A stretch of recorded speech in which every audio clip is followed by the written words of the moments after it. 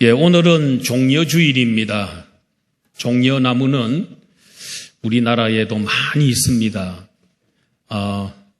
그 열매가 노란 열매, 빨간 열매가 많이 달려있는 그런 나무지요. 그 나무를 다른 말로 대추야자. 그래서 종려나무, 대추야자. 영어로 말하면 팜이라고 할 수가 있습니다. 제주도나 우리나라에 곳곳에 그런 나무들이 많이 있습니다. 여기 저 종려나무 가지 같습니다. 저런 건데 거기에 그 열매가 많이 맺습니다. 예수님이 그 십자가 지시기 5일 전에 주일날이었습니다. 지금으로 말하면 주일인데 예루살렘으로 마지막으로 입성을 하실 때에 무리들이, 예루살렘 시민들이 종려나무 가지를 꺾어서 또 바닥에 깔기도 하고 손에 들고 흔들면서 호산나 호산나, 우리를 이제 구원하소서, 이제 우리를 구원하소서 하면서 예수님을 환영을 했습니다. 그들의 마음속에는 이렇게 능력이 많고 사랑이 많고 또 자비가 많으신 이분이 이 나라의 왕이 된다고 하면은 국민들의 모든 소원을 다 들어줄 거고 국민들이 모두가 잘 먹고 잘 살게 될 거다. 로마 제국을 완전히 무너뜨리고 세계 최고의 나라가 될 수도 있겠다 하는 이런 마음속에 소원을 가지고 예수님을 대대적으로 환영을 했습니다. 그런데 그들의 환영과 기대와는 반대로 예수님은 왕궁으로 가는 게 아니고 왕이 되려고 하시지 않고 예수님은 오히려 고난의 길, 십자가의 길로 가시려고 했습니다. 그 제자들이, 무리들이 많이 실망을 하게 되지요. 오늘 본문의 말씀은 예수님께서 십자가를 지시기 바로 전날 밤에 제자들과 함께 최후의 만찬을, 최후의 저녁 식사를 하시면서 성만찬 예식을 제정하셨습니다.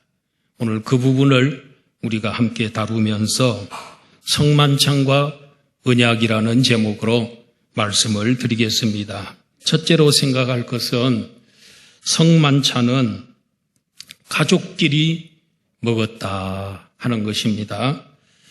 가족끼리 먹을 것을 예수님이 강조를 하셨습니다.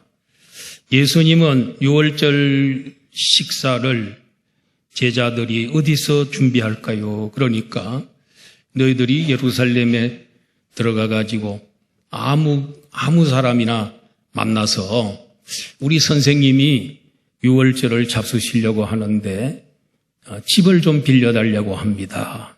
집을 좀 빌려주시기를 바랍니다. 그렇게 하면은 빌려주겠다고 하는 사람이 있을 거다 그랬어요.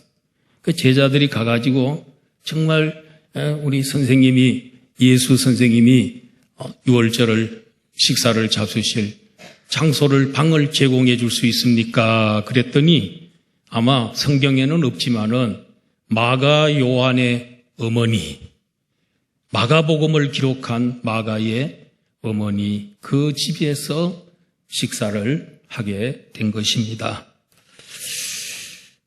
그런데 예수님은 유월절 식사를 이렇게 집에서, 들판에서도 할 수 있고 여러 곳에서 할 수 있지만 특별히 집에서 하기를 원했던 것은 최초의 유월절 행사를 예수님 염두에 두신 겁니다.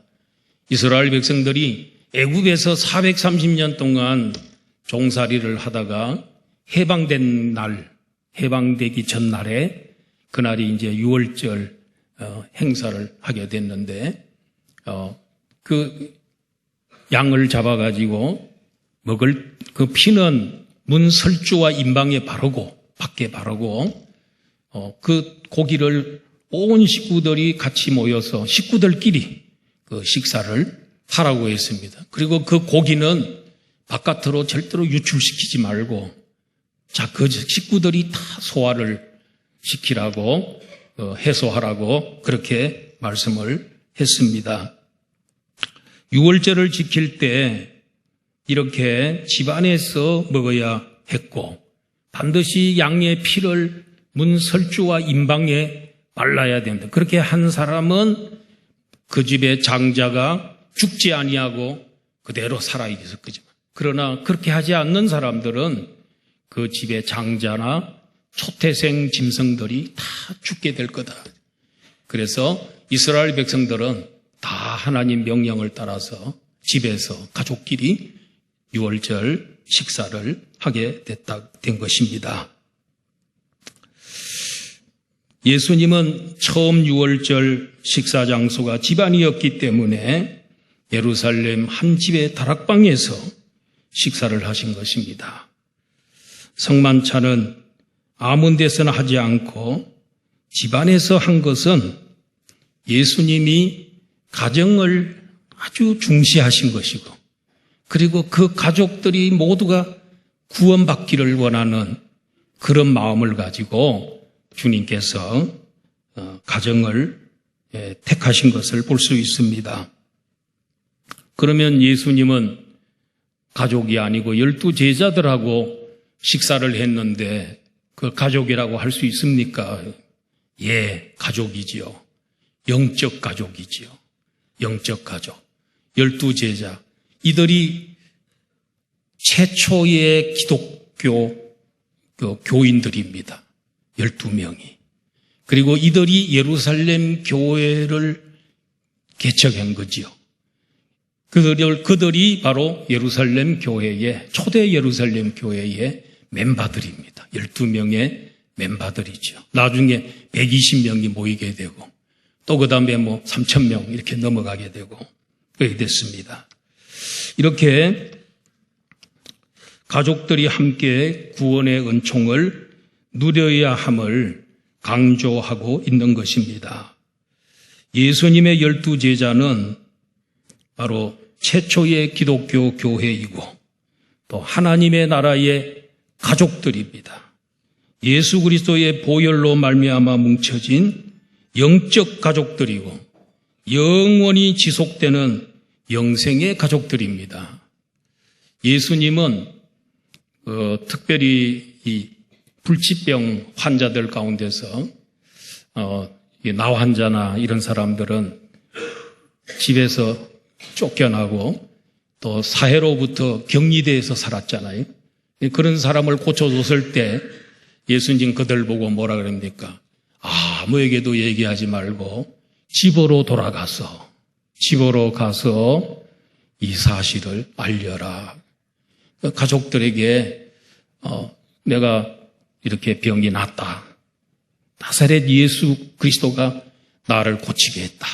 이렇게 가족들에게 먼저 가서 전도하고 예수님의 그 기적 사건을 이야기해서 그 가족부터 예수님을 믿도록 그렇게 예수님은 유도하신 것을 볼 수가 있습니다. 우리 기독교는 가정과 집을 소중히 여깁니다. 사도행전 16장 31절 다 같이 한번 읽어보겠습니다. 시작. 이르되 주 예수를 믿어라. 그리하면 너와 내 집이 구원을 받으리라 하고, 주 예수를 믿어라. 그리하면 너가 예수 잘 믿으면 그 가족들 전체 예수 믿는 건 이게 어려운 일이 아니에요. 너 하나만 잘 믿으면 금방 식구들 전체가 예수님을 믿게 되는 거야. 그래서 바울 사도는 그 빌립보의 간수에게 주 예수를 믿어라. 그리하면 너와 너의 가족이 다 구원을 받게 될 것이다. 그래서 그날 그의 가족들이 다 세례받고 그 빌립보의 가정교회가 세워지지 않았습니까? 하나님은 성도의 온 가족들이 다 구원받기를 원하십니다. 내가 잘 믿으면 나 때문에 다 온 가족이 믿는 건 이거는 바울 사도가 확신을 가지고 얘기한 것이고 축복한 거예요. 오늘 우리 성만찬에 참여하는 우리 성도들은 온 가족이 이 거룩한 식사에 참여하도록 기도하고 다음 성찬 예식 때는 우리 안 믿는 가족들 또 혹은 배우자 되신 분들이나 자녀들이나 다 같이 한자리에 모여서 이 안양 북구교회 성찬 예식에 다 참석하도록 그때까지 전도하시고 또 교회에 잘 출석하도록 우리 힘써야 될 줄로 믿습니다.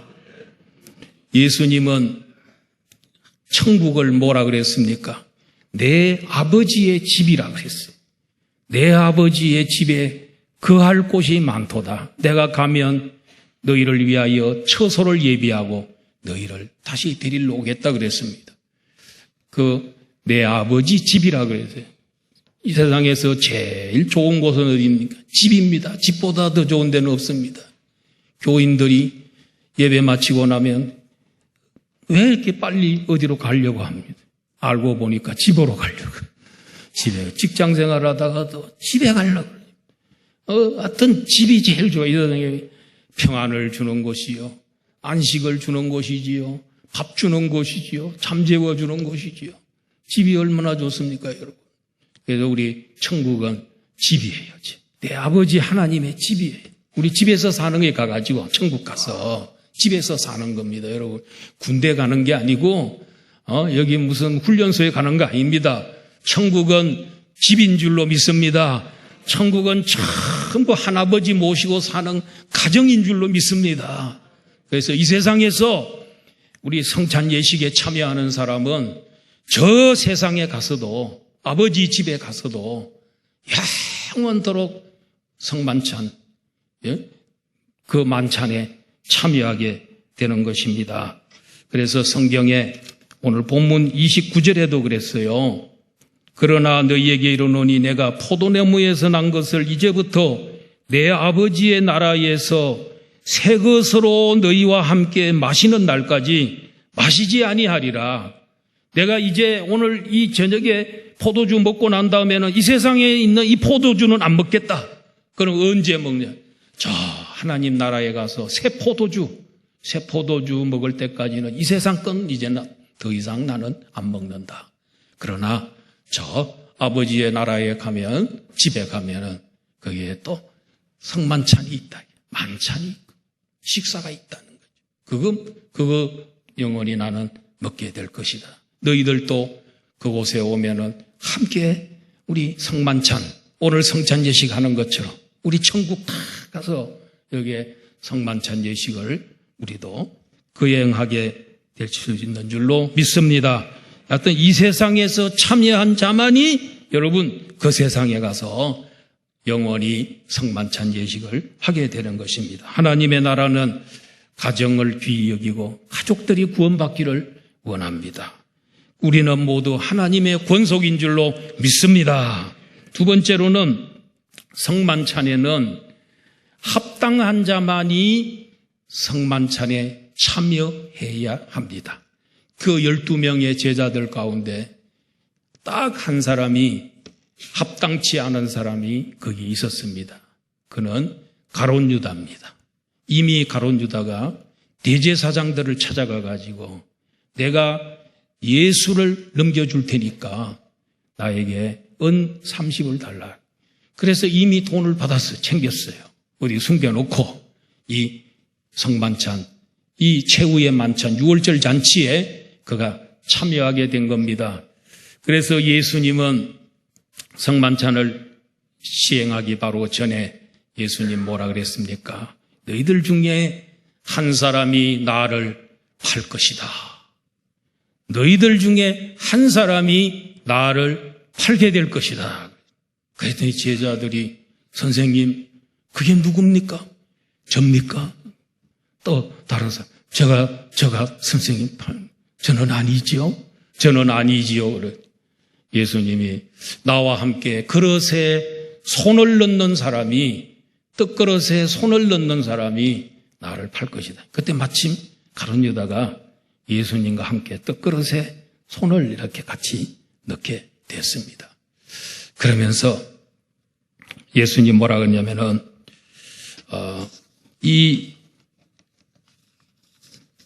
특별히 24절에 보니까 인자는 자기에 대하여 기록된 대로 가거니와 인자를 파는 그 사람에게는 화가 있으리로다. 그 사람은 차라리 태어나지 아니하였더라면은 제게 좋을 뻔하였느니라.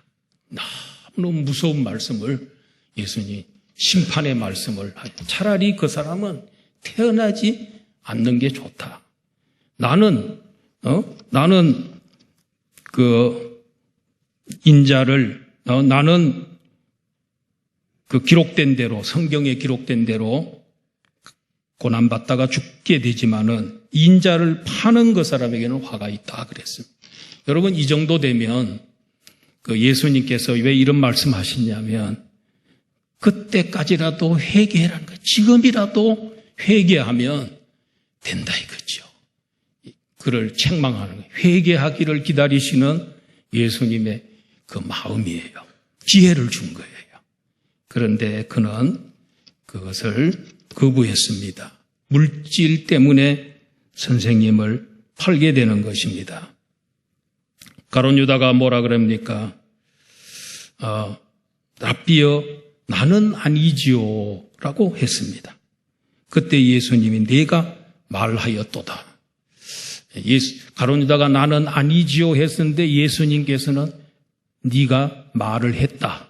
이 말은 이제 예수님께서 간접적으로 너가 바로 그 사람이다 하는 그런 말을 지금 하게 된 겁니다. 이게 해석하기 어려운 말인데 이게 간접적으로 너가 지금 말한 너가 바로 그 나를 팔 사람이다 하는 그런 힌트를 주게 되는 것을 볼 수가 있습니다. 여러분 그렇다면 그러면 성찬식에 누가 참여할 수 있는 자격이 있느냐?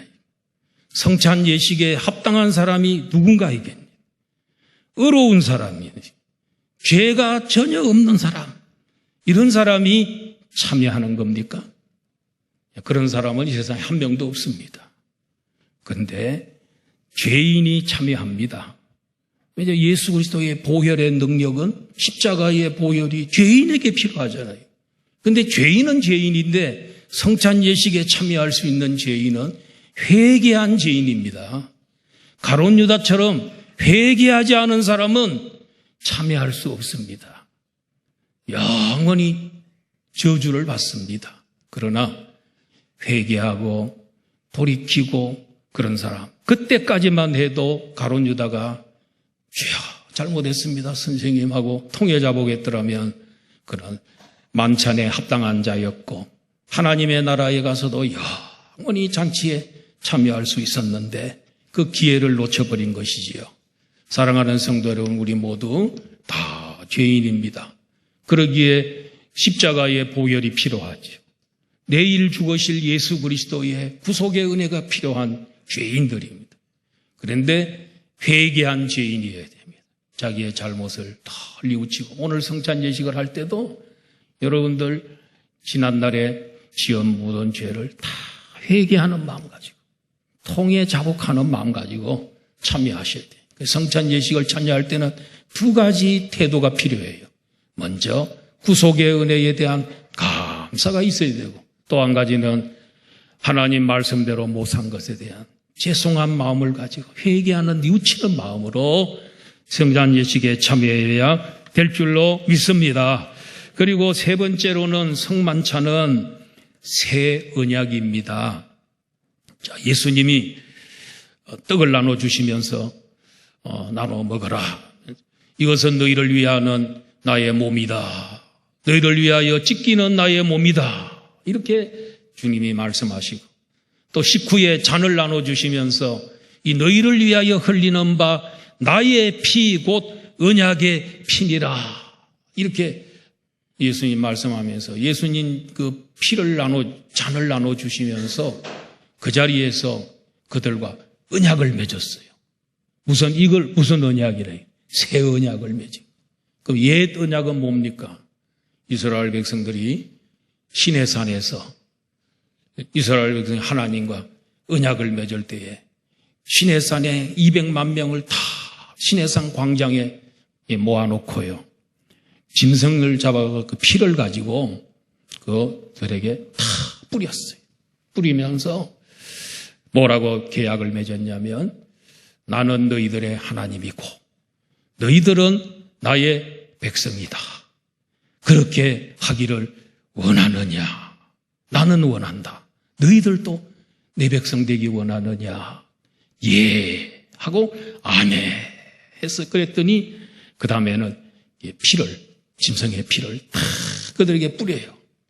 그래서 누구든지 이 언약을 어기면 하나님 백성답게 살지 않거나 내가 만약에 언약을 파기한다고 하면 우리 같이 짐승처럼 이렇게 피를 흘리고 죽자 이렇게 이제 계약을 한 거예요.